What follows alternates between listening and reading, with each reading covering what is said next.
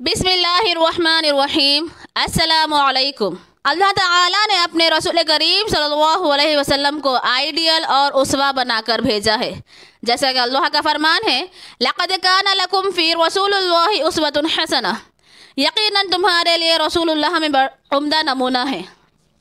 رسول کریم صلی اللہ علیہ وسلم نے اپنے قول، فعل اور عمل سے اپنے صحابہ کرام و صحابیات کو سنوارا اور سلیقہ مند زندگی گزارنے کا ایسا سبق پڑھایا کہ اس پر عمل کر کے پوری دنیا میں چھا گئے۔ صحابیات کی زندگی کا ہر پہلو ہمارے لیے ہمیشہ اہم رہا ہے، اور اس دور کی خواتین کے لیے خصوصی طور پر اس میں عبرت کا سبق ہے، اس لیے ہمیں ان کی سوانح کو سننا اور پڑھنا چاہیے۔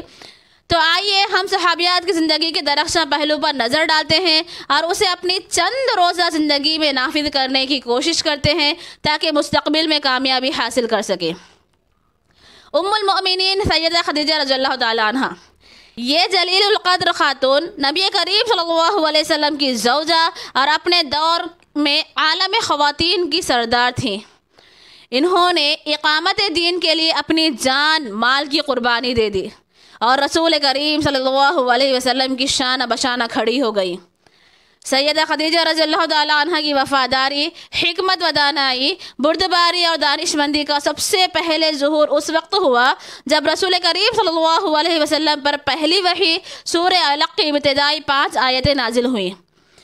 اقرأ باسم ربک الذی خلق خلق الانسان من علق اقرأ وربک الاکرم الذی علم بالقلم علم الانسان ما لم يعلم۔ وحی نازل ہونے کے بعد رسول کریم صلی اللہ علیہ وسلم سیدہ خدیجہ رضی اللہ تعالی عنہ کے پاس آئے اور آپ نے 2 مرتبہ فرمایا مجھے اوڑھنے کے لیے کمبل دو، یہاں تک کہ آپ کا خوف جاتا رہا۔ پھر آپ نے سیدہ خدیجہ رضی اللہ تعالی عنہ سے فرمایا مجھے کیا ہو گیا ہے، اور اس کے بعد اپنے ساتھ پیش آنے والا واقعہ بتایا اور فرمایا کہ مجھے اپنی جان کا خطرہ محسوس ہو رہا ہے۔ سیدہ خدیجہ رضی اللہ تعالی عنہ نے جب یہ باتیں سنی تو بجائے واویلا کرنے کے انہوں نے صبر و تحمل سے کام لیا اور آپ کو تسلی دیا اور کہنے لگی خطرے کی کوئی بات نہیں، اللہ کی قسم آپ کو اللہ کبھی بھی رسوا نہیں کرے گا۔ آپ صلہ رحمی کرتے ہیں، سچ بولتے ہیں، دوسروں کا بوجھ اٹھاتے ہیں، بے کسوں کے لیے کماتے ہیں، مہمان نوازی کرتے ہیں اور حق کی راہ میں پیش آنے والی مشکلات میں آپ مدد کرتے ہیں۔ عزیز سامعات، ذرا غور کیجئے، حضرت خدیجہ رضی اللہ تعالی عنہ اس دور کی خواتین کی طرح سند یافتہ یا ڈگری ہولڈر نہیں تھی، اس کے باوجود بھی انہوں نے بڑے اعتماد سے کہا کہ اللہ آپ کو رسوا نہیں کرے گا۔ کیوں؟ کیونکہ آپ صلہ رحمی کرتے ہیں اور سچ بولتے ہیں۔ کیا ہمیں یہ بات معلوم نہیں کہ جو سچ بولتا ہے اور صلہ رحمی کرتا ہے وہ دنیا میں عزت پاتا ہے اور آخرت میں بھی انشاءاللہ رسوائی سے محفوظ رہے گا؟ پھر ہم معمولی بات پر ترک تعلقات کیوں کر لیتے ہیں؟ رشتوں کو کیوں کاٹ بیٹھتے ہیں؟ بات کرنا بند کر دیتے ہیں اور اسی پر بس نہیں کرتے بلکہ رشتہ توڑنے کے بعد شکایت کا پٹارا کھول دیتے ہیں اور ذرا بھی سوچنے کی زحمت نہیں کرتے کہ اس سے رسوائی کسی اور کے نہیں بلکہ خود اپنی ہی بدنامی ہوگی، اور ہر ایک عورت یہ کہنے پر مجبور ہوگی کہ دیکھیے جب تک بنتی تھی تب تک ان کے اندر تمام خوبیاں تھیں اور اب خامیاں ہی خامیاں نظر آ رہی ہیں۔ آئیے اب ہم حضرت عائشہ صدیقہ رضی اللہ تعالی عنہ کی حیات طیبہ پر ایک نظر ڈالتے ہیں۔ سیدہ عائشہ صدیقہ رضی اللہ تعالی عنہ جو کہ خلیفہ اول حضرت ابوبکر رضی اللہ تعالی عنہ کی بیٹی اور نبی کریم صلی اللہ علیہ وسلم کی زوجہ ہیں، بڑی ہی صابر و شاکر خاتون تھی۔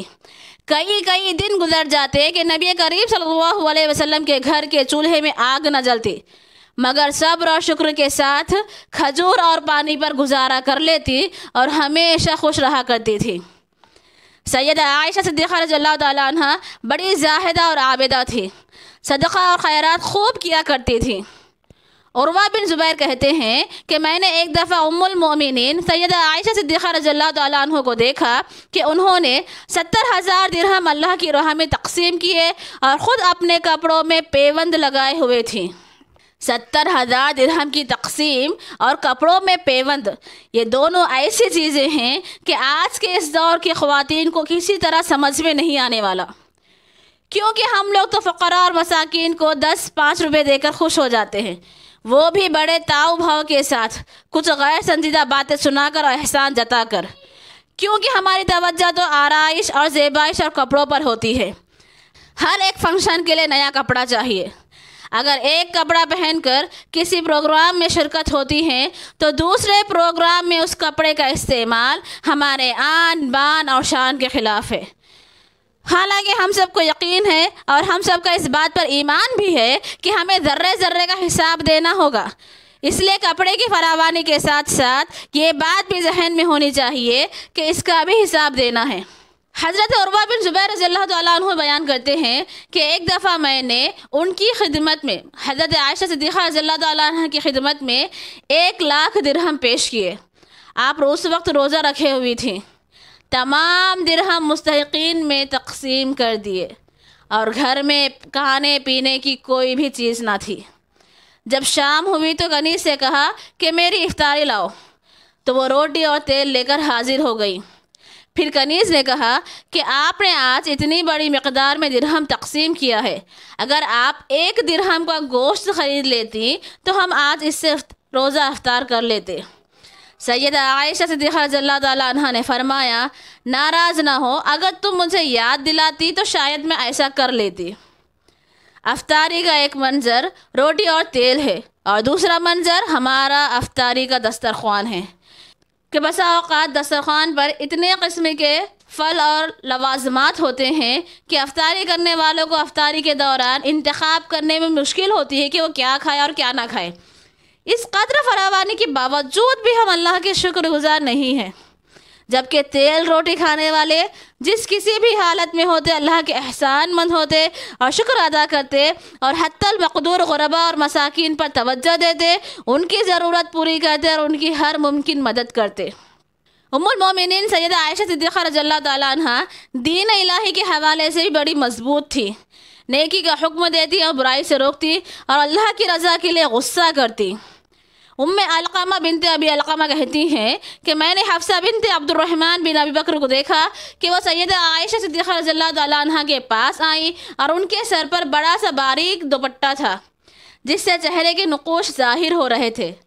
سیدہ عائشہ صدیقہ رضی اللہ تعالیٰ عنہ نے وہ دوپٹہ پھاڑ دیا، پھر فرمایا کہ تجھے علم نہیں کہ اللہ تعالیٰ نے سورہ نور آیت نمبر 31 میں پردے کے کیا احکام نازل کیے ہیں؟ پھر سیدہ عائشہ صدیقہ رضی اللہ تعالیٰ عنہ نے اپنے پاس سے ایک دوپٹہ انہیں اوڑھنے کے لیے دیا۔ نیٹ کے اس دور میں نیٹ سے اپنا جسم اور اس کے خد و خال اور نشیب و فراز کو نمایاں کرنے والی خواتین کو بھی سورہ نور میں نازل کردہ پردے کا احکام یاد رکھنا چاہیے۔ حضرت عائشہ صدیقہ رضی اللہ تعالیٰ عنہ کے اس عمل کو یاد رکھنا چاہیے کہ انہوں نے کتنی جرأت کے ساتھ چہرے کے نقوش کو نمایاں کرنے والے کپڑے کو پھاڑ بھی دیا اور اس کی جگہ دوسرا دوپٹہ دیا جس پر کسی کو کوئی اعتراض بھی نہیں ہوا۔ اور آج کے اس دور میں کسی میں اتنی ہمت نہیں کہ اس طرح کسی غیر شرعی چیز کو دیکھ کر روک سکے، اور اگر کوئی ہمت دکھا بھی دے تو فساد ہو جائے گا اور لوگ منع کرنے والے ہی کو مجرم قرار دیں گے۔ کیونکہ اب ہماری سوچ اور فکر ہی بدل گئی ہے، شریعت پر عمل کرنے کا جذبہ ہی ختم ہو گیا ہے اور ہم مغرب کی تہذیب کو اپناتے جا رہے ہیں۔ مغرب کے لوگ جیسا پہنتے اور اوڑھتے ہیں، ہماری بھی خواہش یہی ہوتی ہے کہ ہم بھی ویسا ہی پہنے اور اوڑھیں۔ کسی شاعر نے کیا خوب ہی کہا ہے، کہاں بھاگے چلے جاتے ہو یارو جانب مغرب، کہاں بھاگے چلے جاتے ہو یارو جانب مغرب، ادھر سورج بھی جاتا ہے تو جا کر ڈوب جاتا ہے۔